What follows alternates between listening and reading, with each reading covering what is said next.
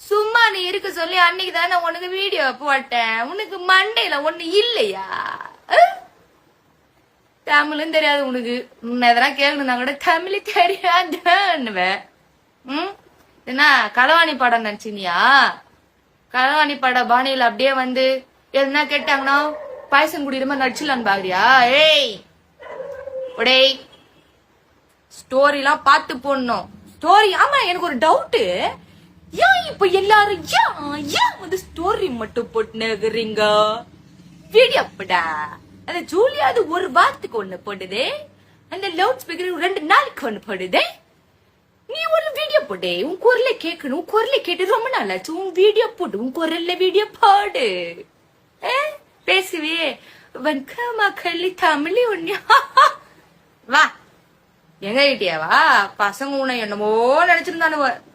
இப்ப என்ன நம்ம நினைக்க போறானுவ? நான் சொல்ற வரேன்.